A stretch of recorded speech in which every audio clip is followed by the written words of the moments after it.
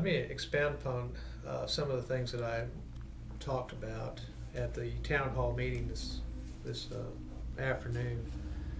The state water plan was the vision of the late Lieutenant Governor Bob Bullock, and he persuaded the members of the legislature to pass Senate Bill 1, and Senate Bill 1 provided for a process, a locally driven process.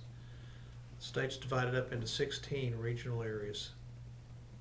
Each one of those regions studies their demographic trends. They study their changes in population, commerce, agriculture. They estimate how much water they're going to need 50 years into the future. And then they develop a plan on how they're going to provide water, that amount of water that they know they're going to need 50 years out. Each region has their own plan, their own way of solving that problem. It's not state down, it's developed at the local level. And those methods include conservation, new reservoirs, pipelines, treatment plants, desalination, groundwater projects. They're different all across the state. Well, Governor Bullock knew that our population was going to double in size. 40 years from now, we'll have twice as many Texans. We'll have the same amount of water that we have today. And so we have to have a plan on how we're going to provide that water to future generations. We have an obligation, a responsibility to make sure that happens. Because if we wait, we're dealing with crisis situations, we're dealing with expensive propositions, we're dealing with chaos. We cannot afford to wait when it comes to water planning.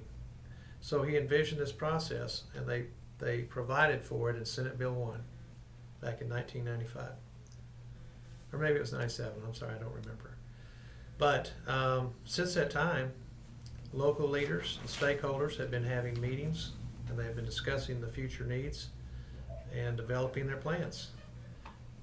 Each region then sends their plan to Austin to the Water Development Board. The Water Development Board puts all the region's plans together and makes sure there's no conflicts, and that's our state water plan. And that water plan then provides, we know what projects are going to be needed, we know when they're going to be needed, we know approximately how much they're going to cost. And so we can plan for that. Now that's the good news. The bad news is the state has not been funding the implementation of that plan until 2 sessions ago. 2 sessions ago, when I was given the responsibility of writing the budget for our natural resource agencies, I made that a priority. And then for the first time, we fully funded the water plan, but we only funded it for 2 years. And then the last session, we came back, it was a priority again for me. We funded it for 2 more years. That's our budget cycle, it's 2 years. What we desperately need now is a permanent dedicated source of funding that will fund the water plan throughout its duration. And by doing so, that allows the planners to know how much money they have, and they can do their financial forecasts, and they can be very efficient with taxpayer money that way. Otherwise, it's more hodgepodge, not nearly as efficient as it could be. So that's the top priority for me, is to get that water plan implemented fully. And when we do that, it's going to have direct impact on a lot of water issues here, even in north central Texas. Part of it is developing new places to store water, new reservoirs. 2 sessions ago, I passed Senate Bill 3. Senate Bill 3 provides for designating 19 reservoir sites in the state of Texas. That doesn't mean we're going to build 19 reservoirs, but we do have 19 sites that are dedicated to that purpose in case we need them. So we're prepared. All we need to do is provide a steady source of funding, because these are long-term projects. We can't provide funding for a reservoir for 4 years and then pull the plug because the budget's tight. That doesn't work that way. If you're going to do a long-term construction project, you have to have a commitment for long-term money. And the only way to do that is to dedicate a revenue source.